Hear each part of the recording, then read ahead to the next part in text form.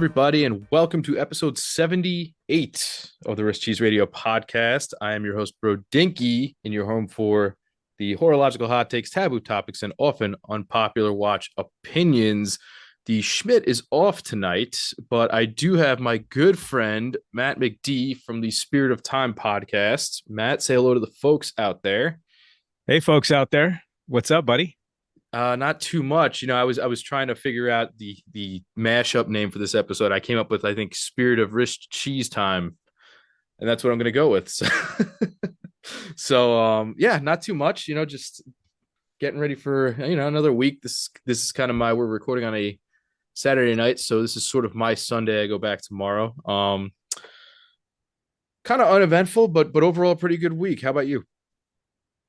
Dude, it's been pretty busy, man. I had a 2 week like just absolute crusher work wise that involved about 7 days away from home. So I was Wow. actually away from home and traveling during Watches and Wonders. So I kind of, caught what I could, a little bit on the phone, with the various apps and Hodinky and Fratello, et cetera.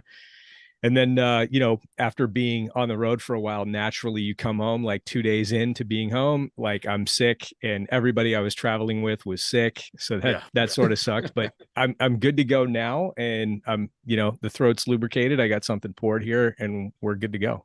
Very good. Very good. So anyways, for those of you that are not familiar, Matt is from the Spirit of Time podcast that I feel like I've mentioned plenty on this pod. So if you haven't checked that out, definitely do. Anything new and exciting coming up with the pod before we get into things here?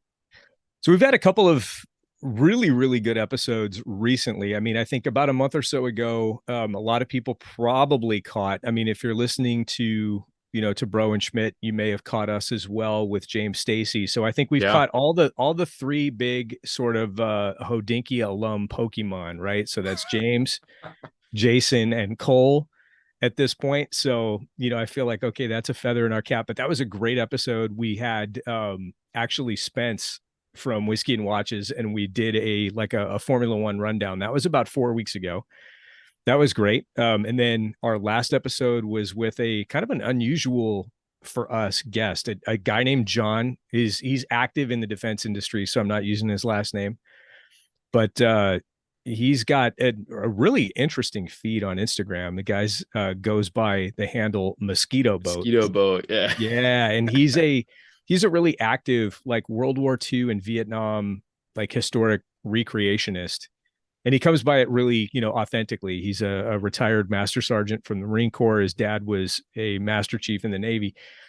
And the guy's got some amazing watches, just 4 or 5 watches in the collection, Nice. but all of them are absolute bangers. I don't know if you had a chance to listen to that, but the guy's got basically a deployment purchased GMT2. Awesome. He's got a Sea Dweller from the early 80s passed on to his dad again when his dad made Master Chief.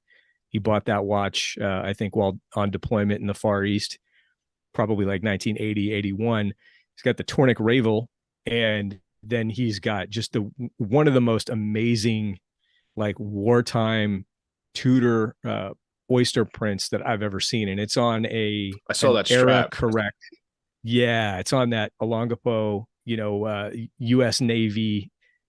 It's just super killer vibes. So that was great to have John on. And then it hasn't aired yet, but we just recorded recently with Cameron Weiss, kind of catching up with Oh, super Cameron. cool. He's a friend from we're based here in Southern California, and Cameron used to be a SoCal guy. So that'll probably be out in the next week or so. And that's kind of what's been going on with us. Very, very cool, man. Yeah, so first of all, great to have you on the show. I mean, I'm almost ashamed it's taken this long. I feel like I've known you since almost day one of starting up Brodinky. And not only that, I've had your other half, Greg, on already earlier, way earlier in the show, and when Schmidt was out, I had him on for like a sort of an episode about booze and smokes and things like that. Yeah. But yeah, I feel like it's been overdue. So I'm definitely glad you were able to come on with me because the Schmidt was out, and I was like, well, who am I going to get on? I was like, all right, well, like I have like a almost a little list ready in my head. I'm like, all right, these are the ideals, and then I'll work my way down. And I have you near the top because we talk often enough, and then even after episodes, we'll sometimes chat on the phone and stuff and recap things. But it just so happened that our previous guest, Cody from the Anti Watch Club, happened to tag us both in a post featuring the Voodoo Ranger from New Belgium, which is a beer, in case those who don't know. But Yep. we were kind of going back and forth about our faves, and so this is almost a an episode brought to you by New Belgium.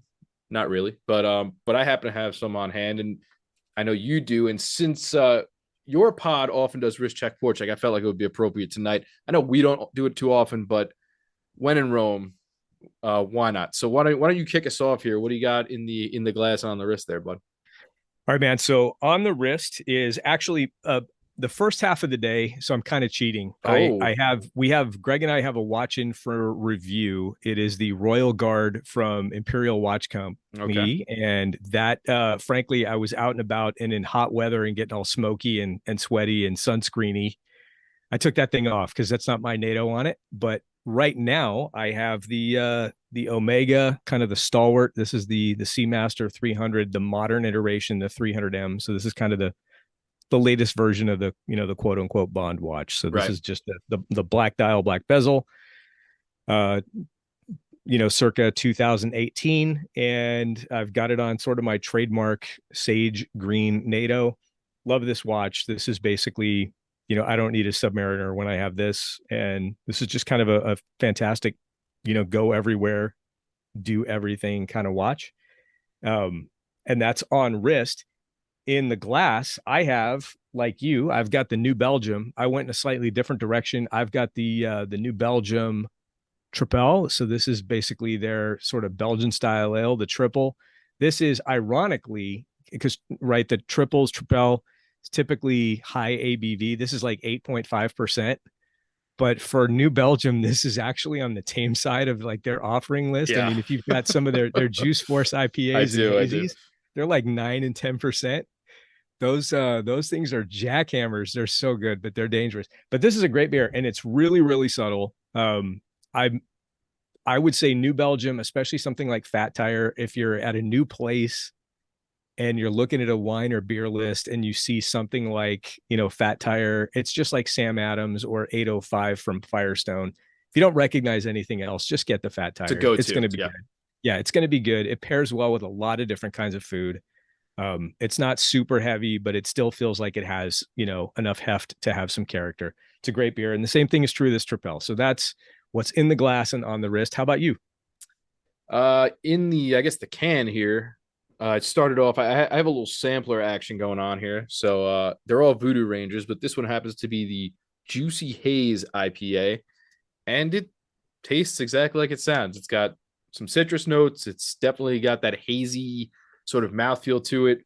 It's hoppy. It's an IPA, and it's going down pretty smooth right now. So I'm gonna work my way through that. I do happen to have a Juice Force in here, as well as a Voodoo Vice, which looks pretty funny, and an experimental, which ought to throw me for a loop by the end of the episode. So we'll see how that goes. On the wrist, I have this is a Slim Willard, I believe 6105 8000. I got it on a sort of a green sagey NATO single pass. Um, yeah, just a really cool old Seiko that I bought and I got a pretty good deal on, and it was sort of after the fatter Willard came back, and Yep. I was looking at them, but I was like, man, I don't know if I got the wrist for that. So I was kind of just digging more, and I was like, okay, they just brought this back in sort of a reissue, but I gotten this one, and I was like, this seems like almost the sort of ideal dimensions for an old diver for me. So I picked that up. I've been loving it since. It's got a lot of the Seiko qualities I like that shovel secondhand or stoplight, whatever people call it. Yep. But it's patinaed out really nice. It's in pretty good shape, and just really enjoying it. So I wear this one as often as I can. It's a vintage, so you got to watch out about weather and where I'm wearing it. Right, wouldn't wear this one to work, but Yeah, no, yeah. that's a killer. Somewhere Tommy from the Land Jam podcast is like his ears are perking up. He's Like pumping what? his fist. Yeah, exactly, exactly. Yeah, very good. So anyways, I know you said you were traveling for a lot of watches and wonders. I'm assuming you at least caught the hits.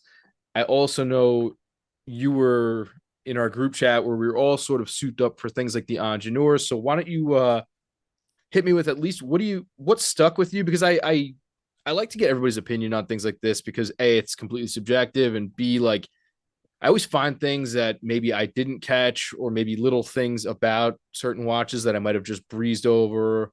So I like to kind of get everybody's input on what they liked, what they if they didn't like something, or if they saw something that kind of floated under the radar. So why don't you take me through that? What did you see there? Well, the stuff that I like the most is honestly is going to be stuff that there's just no way I can either afford or get an allocation for. Yeah, I hear You that. you mentioned the Ingeneur, and that was the thing that I've been looking forward to. Like a lot of people, um, I'm an IWC fan going back to about 2008. I've had a couple of aqua timers. I've never had a mark or a one of the chronographs. I always wanted to have one of the NGs, but those things were they had one reference back about 10 years ago, maybe a little more, that was like a reasonably sized, 40 millimeter, relatively thin, but it was an ETA movement, and a lot of people kind of crapped on it. And I never saw one in the wild, but I think a lot of people wanted the return of something that was kind of a legit Ingenieur, right? I really like the watches. So I have nothing bad to say about the designs. They look like they're going to fit well. I'm told that the bracelets are very well executed. So all that's cool. But like everybody, I mean, I think this is I'm not reinventing the wheel with this opinion, but they're expensive. Yeah, I mean, for yeah. what they are expensive. And they're kind of signaling like, hey, not only are they expensive, but they're going to be hard to get. Eh, so I'm sad about that as an IWC fan. But we'll see. I mean, the proof's in the pudding. We're just now starting to see in ADs, the cool colors from the Aquaterras that were released Right. by Omega last year. So who knows how long it's going to take for these IWCs to show up. And if they do, maybe they're going to be in reasonable numbers, or maybe in a year, the integrated bracelet heat will die down and they'll be available. We'll see. But 12, 13, 15 grand for those watches is a lot. So who knows? So that's my sort of impression of that. The other thing that really struck me the most is my exit watch is going to be pretty much any flavor of gold GMT master. And Oh, yep. yeah, that's I don't want to play into the hype. We did a whole episode like a year and a half ago about the importance of steering away from the hype train. But I mean, that's just an amazing watch. To me, that's a beautiful piece. And that means the GMT has a lot of importance, like in, for me as a watch enthusiast and collector, and having, I had an airline and aviation background and that kind of thing. And so that's cool to me. And it probably always will be, in a way that no other Rolex really is. So I'm not gonna, poo poo it. Then last but not least, I think the thing that really intrigued me, and I'd love to see it, is for all the talk of the Black Bay 54, the thing that I want to see is that Opaline dial GMT. Okay.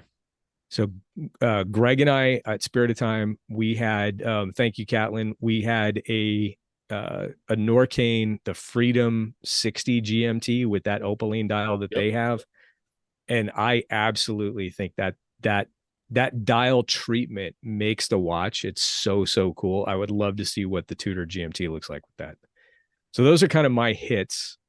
There's a lot of other things out there. I mean, I know, on sort of the sideshow in, I don't know what they called it, but people attended, I think, that sort of subsidiary show across town in Geneva at the same Right. time with some of the high end independents. Some of those watches look amazing too.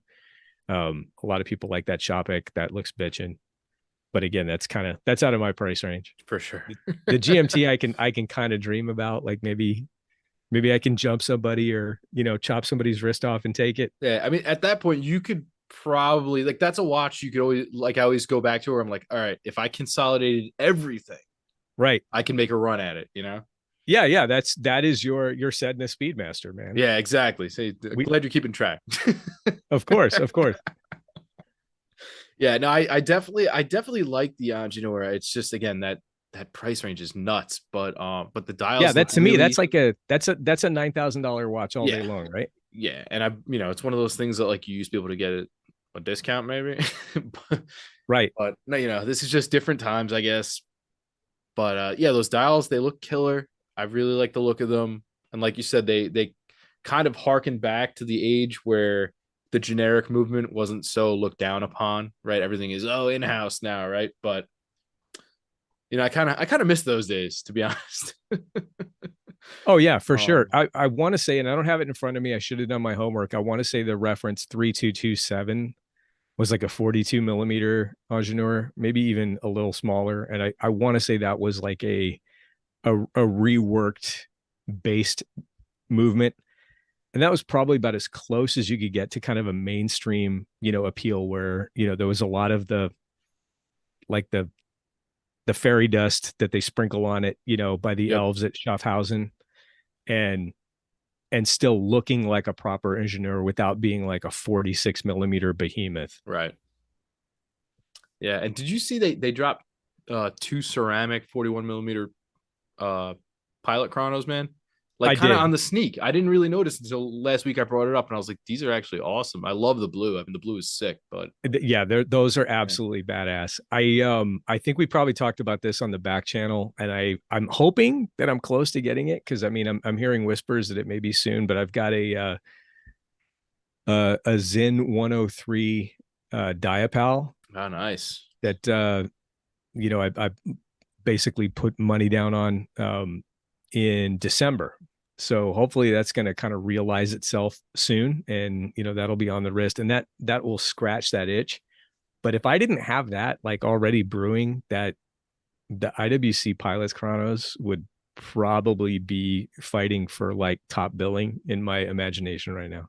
I do love them, and they have that bronze version that I really really dig. And I'm not always into huge into bronze, but that one has just always struck me. And I'm like, all right, maybe like one day when I find like one used for a really good price on Watch Recon or something, maybe I'll make a run at it. But till then, Yeah.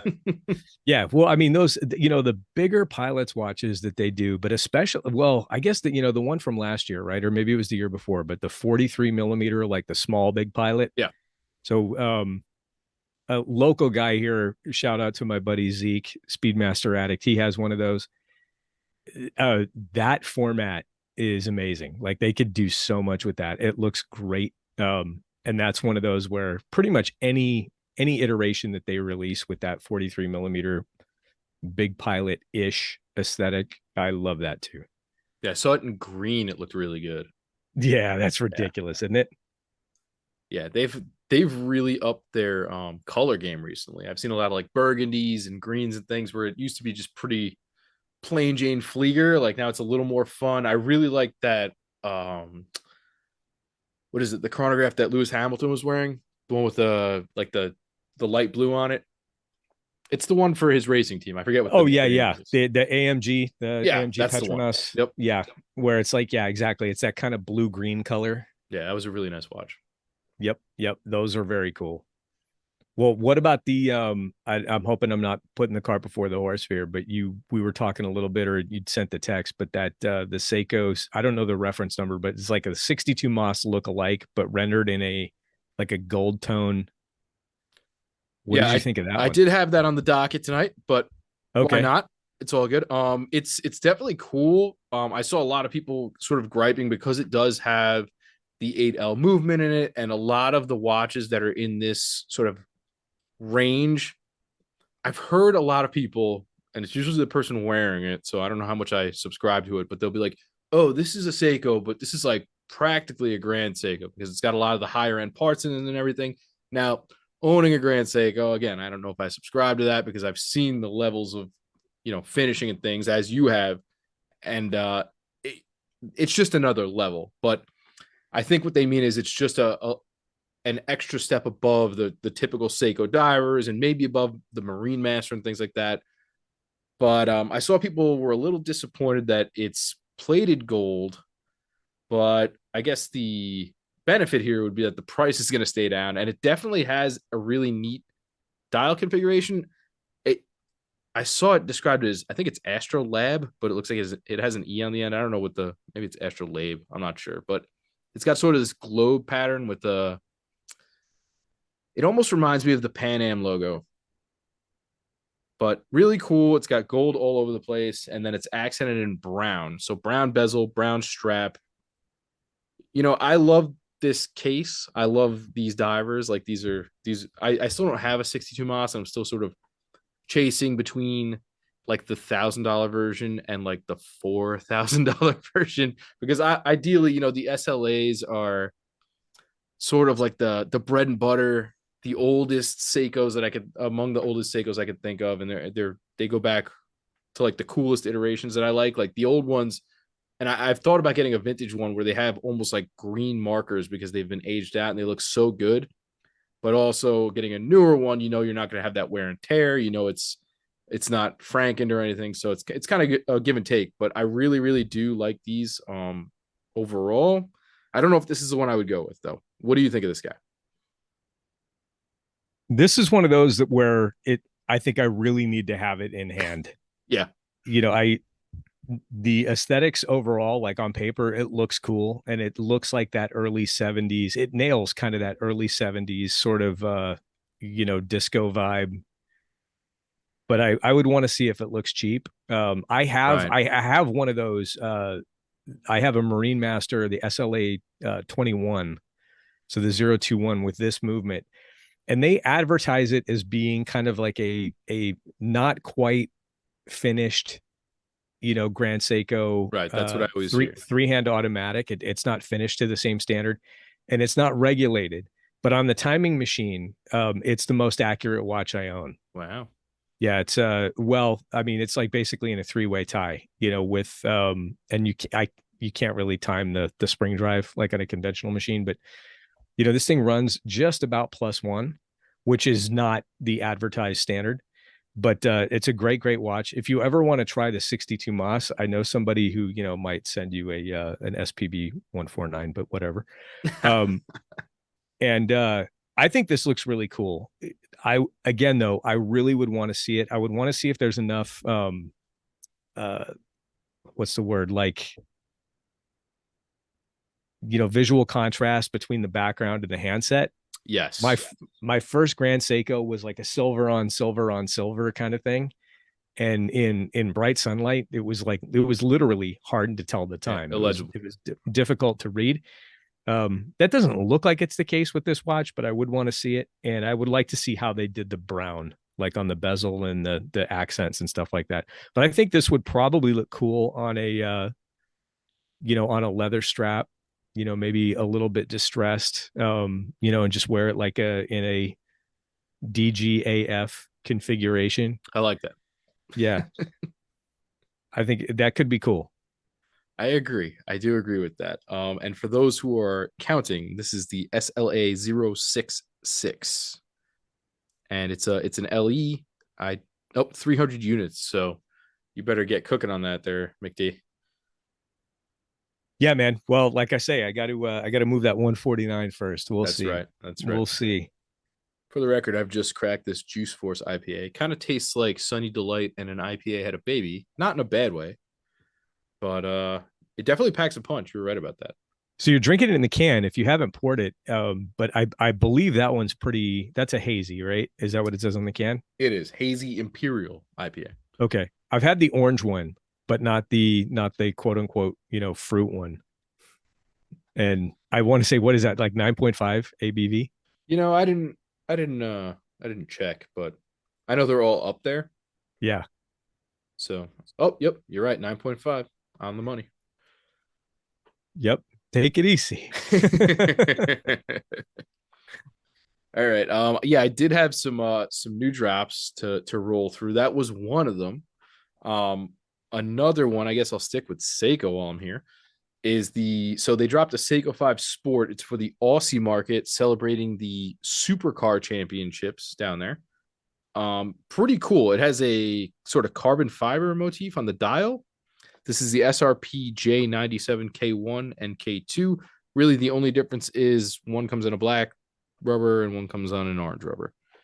But you're getting sort of the Seiko 5 Sports quote unquote diver look with a, I believe it's Coke bezel. I can't tell if it's orange or red, but I think it's a Coke bezel. And yeah, like I said, a sort of a carbon fiber look on the dial.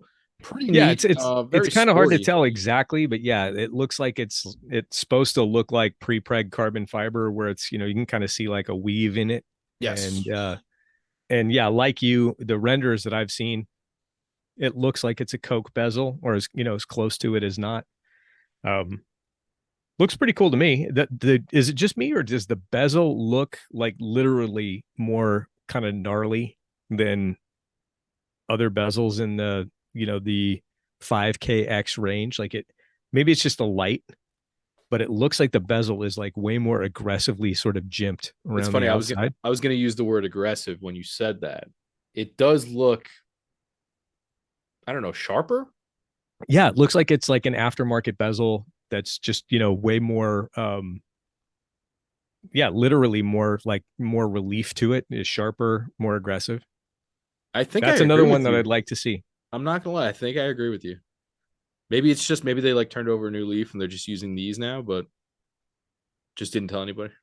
Could be. Could be. It looks cool though. I mean, I love this aesthetic. I wish so I have one of the GMTs that they released last year, right? The Yeah, the as do I. 5KX GMT. And I talked to a local watchmaker about getting an old SKS case and just doing a case swap. Oh, So literally put everything, drop everything into an SKS case so you'd have a screw down crown. But I think what he needs to do is mic out the dimensions on the stem on the crown and see if it all matches. Once when it's screwed in and not screwed in, so if it'll actually be compatible with the movement. But for 100 meters water resistance, with Seiko, as long as you kind of keep up with the maintenance on the gaskets and stuff, I mean, that should be at least swimmable. Maybe not scuba, but so Schmidt might not like it, but if you're in the pool or you're in the hot splashing tub or around. whatever, You'll be all yeah, right. yeah, yeah, yeah. I'm I'm very anal about water resistance because I live in a very old house. We don't have a dishwasher, so I mean I'm Ah, washing dishes, and I have a koi pond that I'm constantly in and out of, and I forget that I have a a watch on sometimes if I'm doing maintenance or whatever, and I'm like, oh man, I don't want to reach in there with like a 50-year-old Speedmaster. But something like this should be fine. yeah, I would think. I always like to assume, everybody says oh, well, they test like 20% beyond what the actual rating is. Again, have I heard horror stories? Yeah, I've heard of somebody who took their brand new Explorer 2 to the beach and went in the water and it fogged up, which sucks. But, I would like to think that's more the exception than the rule. Yeah, I would hope so. Yeah. I have an Explorer. Do you still have your Explorer? Did you get rid of that one? I did not. I ended up selling it. Yeah, I moved that on. Probably it was about a year ago, I think. All right. But yeah, So still one of my favorite Rolexes of all time. I mean, it's again, you don't get many white dials in Rolex, especially sport models. So, yeah, it was a Polar Explorer 16570, like you have. Yeah, it was a banger of a watch. It just, seemed like the right time to move it, so I did. yeah, no, that's one of those where it's if I'm not going to move it for a GMT, that's a forever watch for me. I'm only going Mm-hmm. to roll it upward. And unless the right opportunity comes around that I'm sticking with it, but I could definitely see why, you'd want to move it. It's like those things doubled in value in like 2 years. Yeah, they did. They really did. Yeah. But now it's a discriminator between us because I think at one point, didn't we have like five or Yeah, we six like had, high profile watches that were in common? My buddy yes. was like, I'm sure I told you that story. I have a buddy locally who's like, dude, are you Bro Dinky? Back before people knew who you were, because we had so many Right. watches in common. He was like, So we had the Tudor GMT Pepsi. yep, We yep, had the Polar Explorer 2. We both had a 71 Speedmaster, which was yep, weird, yep. and the Shunbun, The Shinbun, dude, and an Arnie, right? and Yeah. and yeah, and I think we have a similar turtle, Yeah. and there was one or two others too. It was a little eerie that, Yeah, yes, you're right about that. I yeah. can This my understand why your friend was a little creeped out. He's like, dude, is that you? No, it's not. It's not me, man. All right, I'm gonna go up next one to my next pick here, and I think you're gonna enjoy it because they are all German names. Knowing I feel like we need you and Buzzy for this one. So Nomos has four new tetras, and they're sort of in a neutral palette, a lot of like taupe and silver, some light pink, some what they call aubergine. For those of you who don't know what that is, that's eggplant. Um, so one is a silver with pink small second dial, and I'm gonna rip off the German names here, and this is not gonna come out right, but I'll do the translation. So the first one is Die Unerreichbar, which is the unreachable. There's a pink with a silver small second dial, Die Wildenschlossen, I think, which is I don't the have the names in front of me, but I'm guessing that's like Wildenschlossen. yeah. So this is the fiercely determined. So each one has like sort of an ambitious name to it, except, and this is I put these through Google Translate for the record because one of them Okay. comes out very very funny. And obviously I saved it for last. The top dial with silver small second is De Capricciose, which is the capricious, and then the aubergine sort of slate colored dial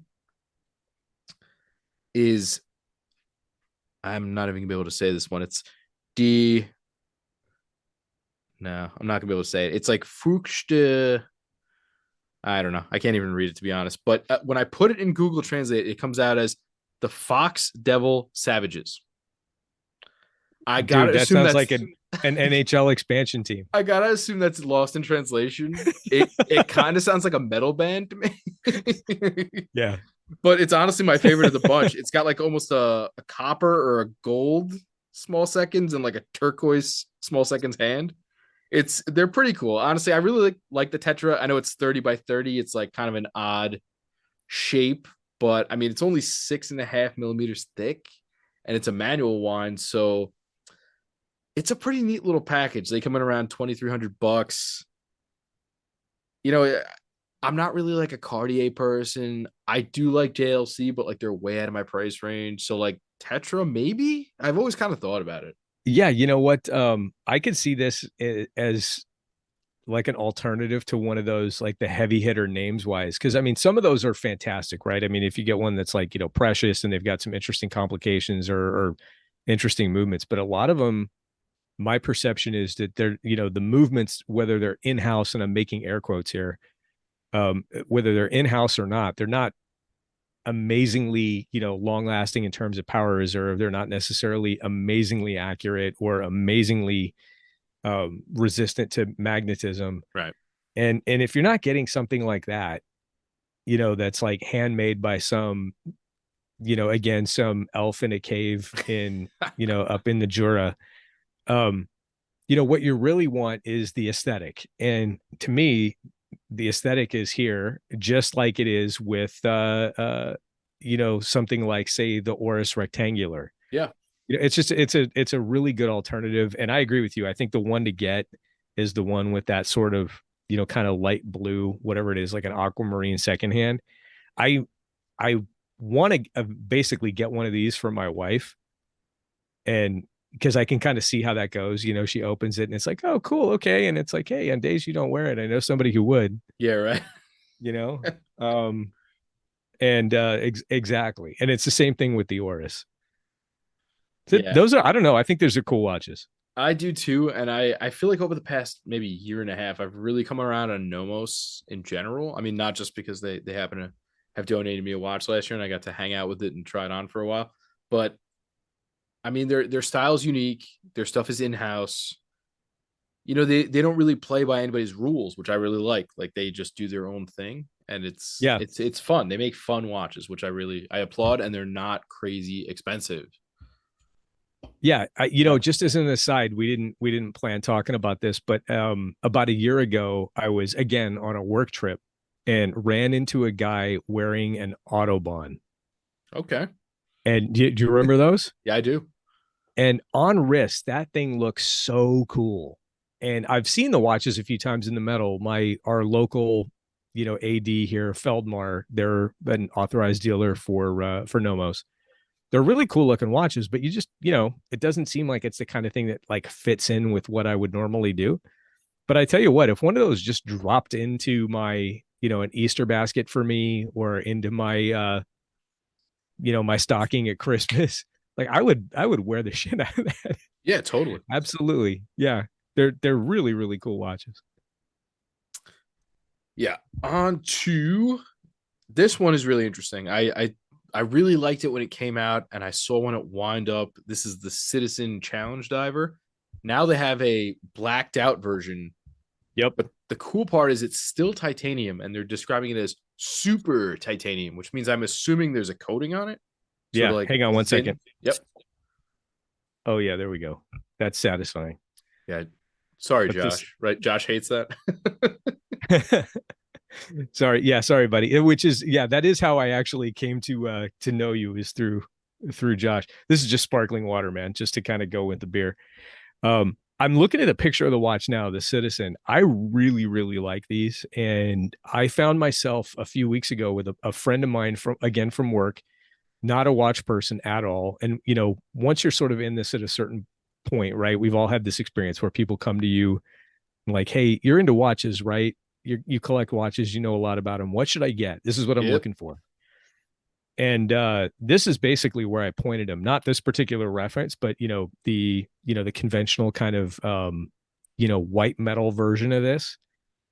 But he wanted a kind of a medium size dive ish sports watch with really good lume, under $1,000, and something that would last a long time. I'm like, dude, you need the Citizen, this diver. This is what you. And he was like, yeah, done, bought it. I like these a lot. Yeah, again, another brand that I've really warmed up to in recent times. Like, the Fugus are super cool. These ones really struck me. I tried the blue one on at wind up, and I remember it was like feather light, and I was like, damn, this is actually pretty cool for like a watch that you could legit dive in, like. And I know titanium sort of had a moment, and I don't know. It's a well proportioned watch. I know it's 41, I think, by like 12, so it's not too thick. I think it's got a 9051 in it. But this is just super cool. And this one has sort of almost like a smoky gradient dial, which I really like. Yeah, But yeah, this even like the blacked out watches have sort of had their own sort of movement as well lately. So I feel like this hits right on the head. You know what I mean? yeah, the black element to this, I can kind of take it or leave it. I mean, that's not really my jam, but and when you first look at this, if you're somebody who's sort of into watches, like this is kind of a boring watch, but at the Yeah. same time, it's not, because this is the sort of thing that like in a year is still going to look good, and in 5 years is going to look good, and in 25 years is going to look good. It's it's basically it is the correct formula for a like go anywhere, do anything, sport dive watch that's going to be easy to support, like logistically, maintenance, and it looks cool. And it's not gonna be crazy expensive, so you can beat it around a little bit, which is nice. Yeah. I think that's what I like about cheap watches is like I don't feel bad. I don't have to sit there like holding it above my head, not rashing it on the desk. Yeah. Oh, dude, I don't know what the name is to this thing. I know that there's a particular LE that's called the whale shark, but I got one of these, basically like the Citizen ashtray. Do you know what I'm talking about? It's like their version of the ashtray, It's that and big it's one. a square. Yep. It's kind of, yeah, and it's a titanium case with a titanium squared shroud around it, with these flanges and stuff. The thing is super light, and it's got this distressed kind of finish on it. So it's almost like a media blasted finish. It feels it feels like plastic in terms of how not heavy it is, how light it is. And that has completely replaced my Arnie as like my workout watch. Very It's nice. so light. Yeah, Greg has it to take pictures of.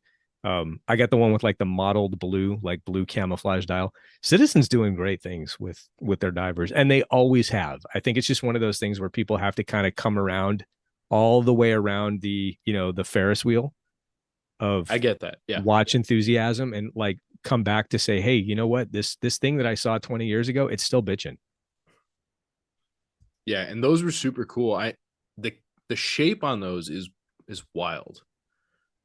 They're Yeah. kind of Yeah. like all over the You place. Like would there's not not think. really, I don't know even what to call that type of shape, but it's just crazy. But I assume it looks like it sits on the wrist really well based on how like the what you call them like phalanges kind of expand outward. Like I think they Yep. definitely plan that one out accordingly. Like if it's gonna be that big, we have to make it sort of hug kind of nicely, like the Arnie does. I mean, I've had the Arnie. It's awesome, and it's for as big as it is, it's wearable, like super Yeah. wearable. Yeah. This is not to take anything away from the Arnie because that's always going to be a classic. But this, those Citizen, again, I'm using the word ashtray. That's not what they call them. But that it kind of wears like a Radiomir or Okay, yeah, like a Ploprof, where it's really, really deceptive. And then when you put it on wrist, you're like, oh, this is actually kind of small. very cool. I've just cracked the Voodoo Vice. My favorite part about this is the skeleton on the can is sort of dressed like Scarface, so that's cool. Let me see that can. I've seen the Voodoo Rangers where it's like the dude. Oh yeah, okay, I got it. I got it. He's got like a button First down you with first palm you get trees the on it. money, He's got then you a get the beer, he's then you got a get the gold buzz. chain. Dude, the actual quote is really good. I don't think we could say it, but it's No, fine. yeah, Yeah, I'm that getting a was lot a of great movie. like grapefruit here, but it's a little more mellow, which I appreciate at this junction in the Right episode. on. So, but Hey, could I solid. interrupt again? Apropos of nothing, but we're like you're on your second beer. It is your second beer, right? Not your third. Third, thank you. Sweet. Who's counter? But dude, so I reached out and I'm putting this out there. I'm kind of putting him on blast before he formally agreed to it, but like I'm manifesting. I think that's what the kids say, right? I'm manifesting. Yeah. But yeah, I reached out to Watches of Espionage to join us to do a cocktails of espionage on the Spirit of Time podcast. I don't know if that'll ever happen, but the beers of espionage, cocktails of That espionage, would be like epic. that would be pretty rad. I Anyhow, agree. so what do you got next, man? I agree. So this one is, I mean, I think it's a super limited, but I'll tell you what struck me about it. So Unimatic decided to do a collab with, I don't know how you pronounce this. It's Clayson, Koivi, I don't know. Koivisto Rune or Rune. I don't know. I'm not sure. Anyway, they did this collab. It's sort of their aggressive field looking watch with the thick bezel. They made one in steel, one in bronze, and then one in gold. They're super sterile. They have only a red second hand and these red ribbed, which I assume is a rubber strap. But the gold version is 24 karat. Does that seem problematic to you at all? 24 karat gold on a watch? So I've seen it. I'm curious, one, as to how much it costs, and two, like how dingable that thing is going to be. Right? The handset on it, like, is it just me? That's total Hublot vibes. Yes, I could see that. Yeah. Um, I think it looks really cool, but I again, it's all about the price with this thing because I've got to imagine this is a relatively mundane movement. SW200 for the record in a Okay, yeah, 24 karat case. 24 karat. Yeah, it seems like you could breathe on that and it might get, dented. But I honestly don't know. I've never had any experience with anything other than 18 karat or 14 karat. Um, but it's intriguing. And I mean that red with the red strap, that definitely has FU vibes. I feel like Mr. Wonderful needs this, right? Isn't that I his could shtick? The red strap. I could see that. Yeah, I could see that.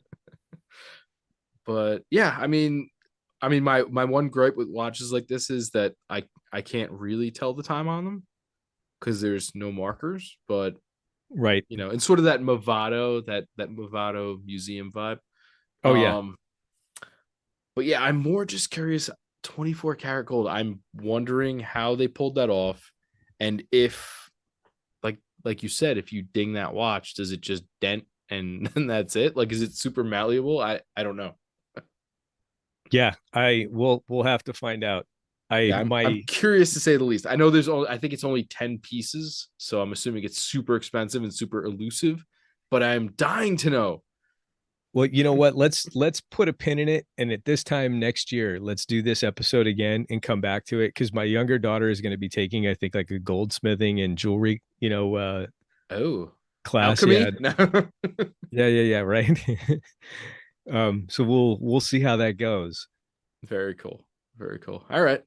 Um, the next one I'm gonna go with is the Super Seawolf Rainbow. Did you check this out? It's got a skeleton dial.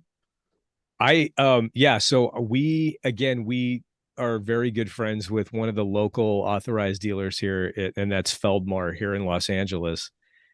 And one of the principals there, not an owner, but the guy who's basically, the operations dude there, he has a connection. I probably have already said too much, but little kid, her name is Dre, super super cute, and she does Oh, the I've seen her. Yeah, junior horologist.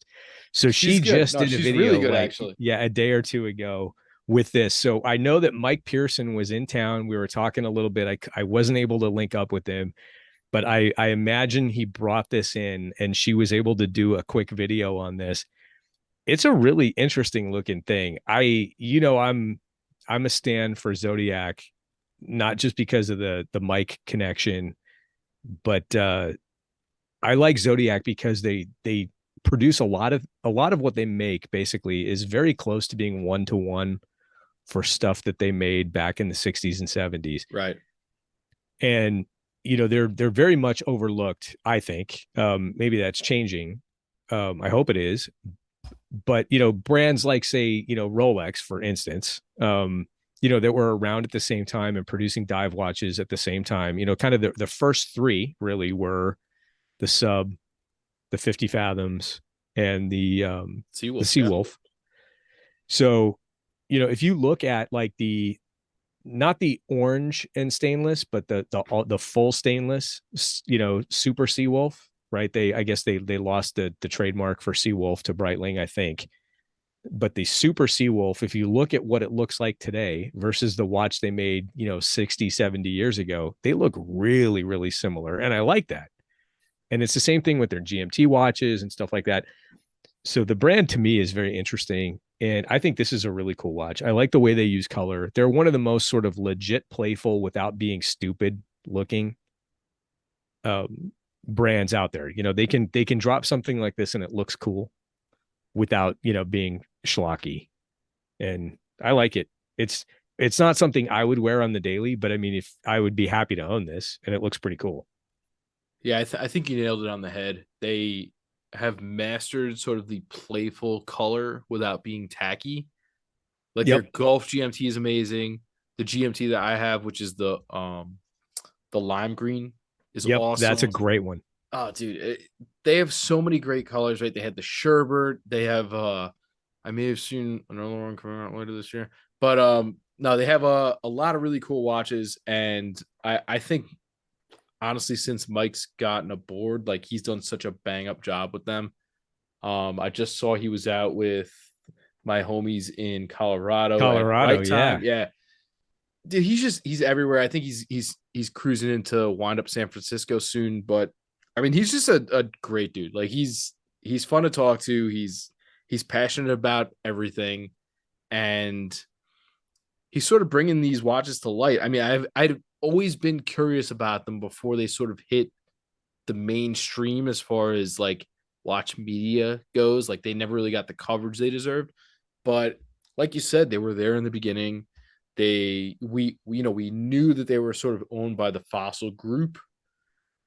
So like we didn't really know what to expect, but then you kind of dig into it, you know, they use solid movements, they make cool watches, so why not? And I think this one's neat too. I mean, is this problem, my cup of tea? I don't know. I mean, it's the colors are cool. Like you said, maybe not an everyday watch. Again, skeletonized, maybe not an everyday watch, but it comes on a Jubilee and it looks good. So I feel like I could rock this once in a while, right? Yeah, I mean, I think They do the one thing that I would want in a skeletonized watch that you have to do and that so many don't do, and Make that the is hands legible. thank you.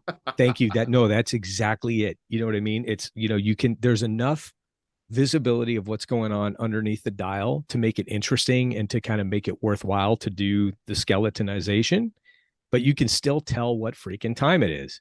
This is not like My a Rolex number Daytona. I one hate those gripe. because you can't tell what time it is.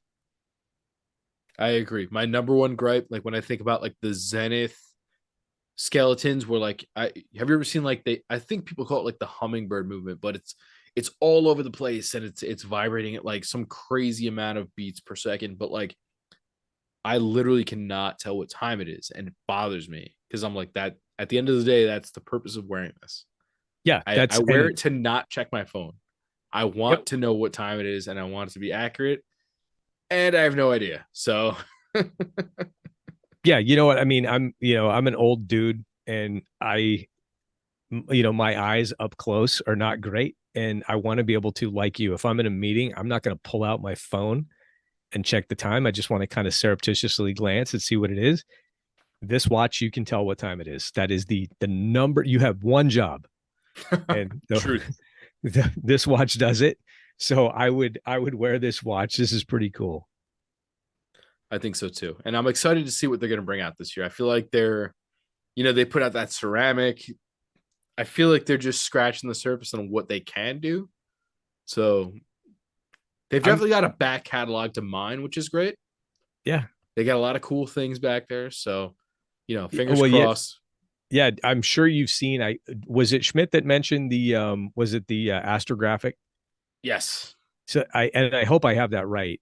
But that was the first time I'd ever heard of this brand. It was like 10 or 12 years ago, and it was one of my customers. And this is kind of how legit it is, but it sort of cements it into my mind. This guy was probably 20 odd years older than me, and we're having a conversation about watches, and he is wearing one of these. I don't know what the brand is, but it was an inexpensive tourbillon. Okay. And we're talking about watches, and he's telling me, hey, yeah, the first watch I ever got that got me interested in watches that were kind of interesting or quirky. And he was describing it. And he was like, yeah, you couldn't see the hands, you could see them moving, but it was like they're floating. And he'd gotten it in Vietnam. Wow. He did a tour in the army, probably about 1970, and on an R&R, he got one of these Zenith, basically. I don't know if they called it the astrographic at the time, maybe they did. So I did a little research, and I found it, and I showed him a picture, and he's like, yeah, man, that's it. I lost that thing probably about 30 years ago. This was again 10 or 15 years ago. So at the time, it would have been like the late 80s when he parted with it. um but for him, this was a watch that he'd had for 20 years, and that he got in country, as a young, like, 20-year-old army infantry guy, drafty. And there's so many stories like that with Zodiac, just like there are with Rolex, just like there are with Seiko. And if you're into the sort of the romance of watch collecting, the Zodiac is right there with these other brands, and people just don't know it. Yeah. I've had a few that I've had my eye on like eBay for a long Yeah. time because, like you said, they've been around a while. People own them forever. Like there are like tropical references and like bake light bezels. Like they've had that. They had the light blue bezel before anybody else. Like that Oh, sky blue yeah. bezel. Ugh, That I think the way you always reference it is that Carolina blue, that Tar Heel it blue. is, man. It's so good. Yeah. Yeah. Yeah, I've had my I eye on one I forever. go go look at the website for Wanna Buy a Watch here in LA, man. They've always got a Oh, couple you of good sent me ones. those. Yeah, they have white dial and black dials, which is super cool. Yeah. A white, black, blue, orange. They're so good. Get them Yeah, before they blow up. They're going to be the next, Universal Genève or whatever. right. Yeah, yeah, I Um, agree with that. and as long as the folks at Hodinkee haven't just, decided to blow them up, they're they're going to be approachable for the time being. So get them while they're hot. I'm on to the experimental, which I thought would be much stronger, but it's only 6.6 alcohol by volume. Sorry. Um, Yes. it's pretty tame. I'm not gonna lie. I thought it would be with the name like experimental. I thought it would be aggressive. It's not. Pretty smooth. I don't really know how to describe it, but it's good. But an I all haven't seen black that one. can, an all black can, I expected more. Like I expected it's very metal. Oh yeah. But There's none more black no. But I in mean that it's good. can. It's definitely good. I was under the impression this was gonna be like the knockout blow, but I don't think it is. So Right on. um Well, here, we got to finish before you're under the table, man. yeah, yes, yeah. Yeah, it's gonna be a great day at work tomorrow. That's awesome. Yeah, so aside from that, any hopes or thoughts on things to come for the rest of the year? I mean, I know we haven't seen things from Omega yet, or a few other brands that kind of skipped Watches and Wonders. Maybe they'll do SIHH or something like that. But any lofty expectations? Expectations, no, but I do hope. I mean, the really probably the single biggest thing is just that the companies, Omega included, and I'm an Omega fanboy, but that they can just basically double down on the production and produce what they've teased over the past year. I don't want to see any whiz bang cool approachable watches that can't be got in the Yeah, next I like agree. 24 months. Just make what you've already committed.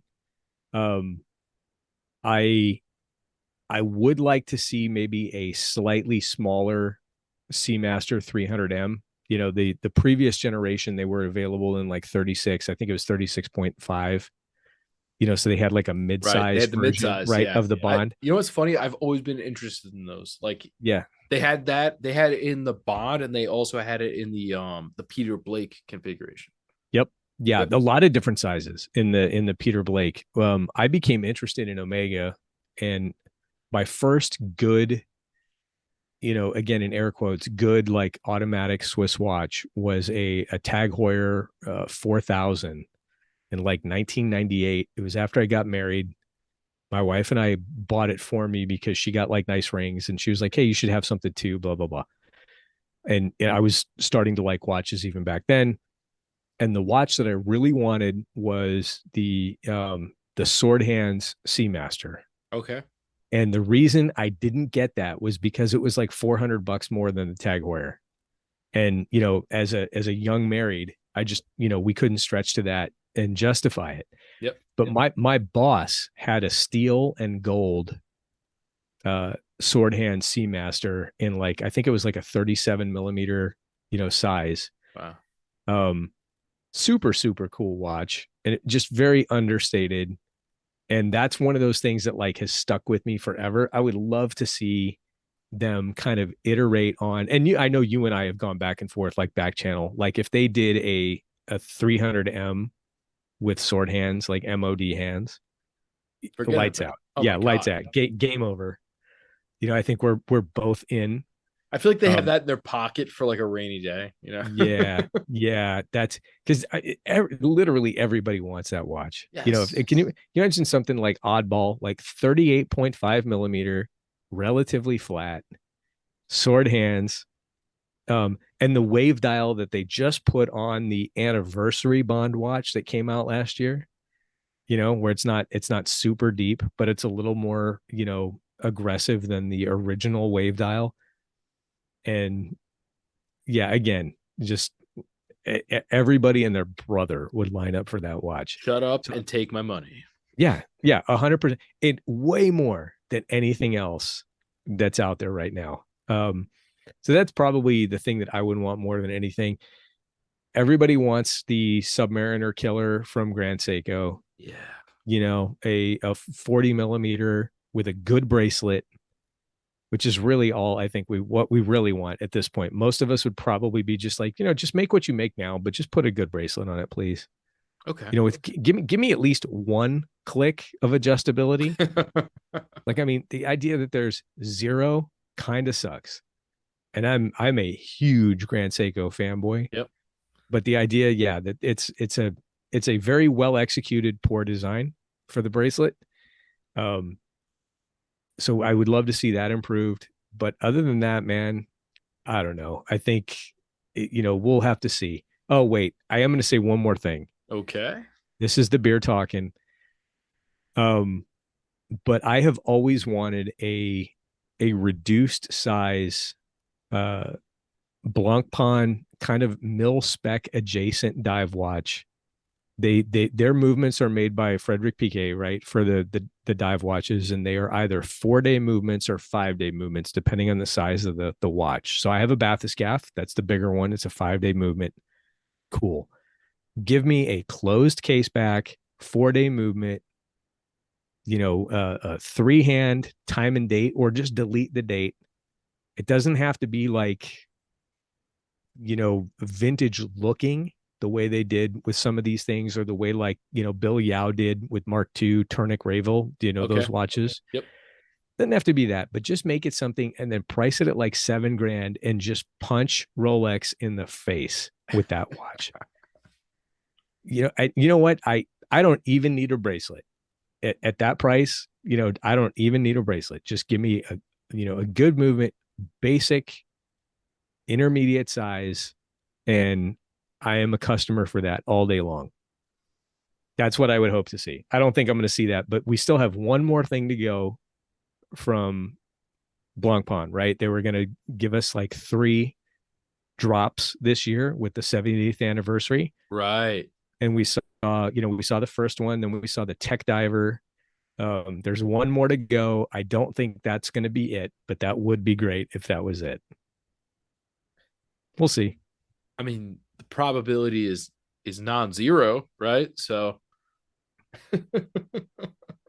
Right? Yeah. I mean, until they tell us that's not it, I'll hold out some hope, but we'll see. exactly, exactly. Yeah. Yeah. Last on the agenda, any new pickups? Anything you're eyeing?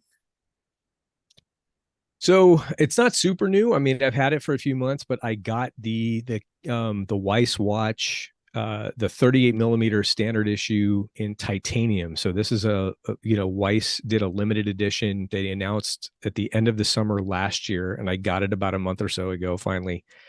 And it's the 38 millimeter titanium. It's the agave dial. Me and Greg are into the agave Oh, spirits for over sure. on Yeah. Spirit of Time. So I took the extra step. I had it engraved, Spirit of Time on the back. But as relatively simple as those watches are, I love everything that Cameron does, just because of the fact that like he does almost everything. Like every component on that watch, every piece of value add is, done in America. The strap is done in America. The case, he does the case. It's a clone of a Swiss movement, but he's making a lot of it himself. The decoration is done by him. The fitting, the assembly, the regulation, etc. Also, by the way, very very accurate watches. So that's probably the latest pickup that I have. That's my own. We've got a few things in for review. Um, and yeah, that's it. How about you, man? Anything new lately? Not lately. That doesn't mean I don't have anything on the radar. I'm heavily debating the newer teal 38 millimeter Seiko 5 Sport. I also really like the so Seiko came out with those diver GMTs lately, and they have that Save the Ocean model. It's got like a silverish dial and then like a almost like a silver woven textile strap on it. Like I there's a fancy name for it. I can't remember what it is, but that one's kind of got me. There's a few Seikos that have me, but aside from that, not too much. I'm really on the affordable wave lately. I don't know why. I'm just having more fun with those, and I'm kind of just rolling with it. So that's kind of where I'm at. Um, but yeah, we still have a long way to go. Like I said, we haven't seen anything from Omega, and I'm sure my buddy Schmidt would be ear to the ground on that, which he probably is. but he's going to be back not next week, but the week after. So you guys will be looking forward to another episode of me with someone. Just kidding. I know who it is, but I won't spoil it. But yeah, aside from that, I think that's all we got. I know you have a hard out in a few minutes, so I'm going to cut this one short. Thanks for joining me again, longtime friend of the show, Matt McD. Um, anything else, bud? No, man, I'm just gonna put a bug in your ear. Again, sort of like whatever the kids say, manifesting something. But we'll have to talk about this back channel. But a variety of different platforms, a variety of people, you know, uh, have speculated on what would be the appropriate watch for James Bond. Should it be a Rolex? Should it be Omega? Which watch should it be? Should it be a Bremont? Would he wear Seiko? I'm a Roger Moore guy, so that's Okay. Yep. the Seiko watches. But I think we need to maybe rattle the cages of some of the guys in the different pod space that we talk to and talk about whether or not Bond really is a vodka martini guy. Okay. Like in reality, like what cocktail, what drink would Bond have if it wasn't a vodka martini? Should it be a vodka martini? I mean, I think there's a case to be made for a few different options other than that. So, maybe that's what we'll have to do, like a shared topic, and see how that goes. Okay. I'm into it. I've got some friends that I'll tap for that as well.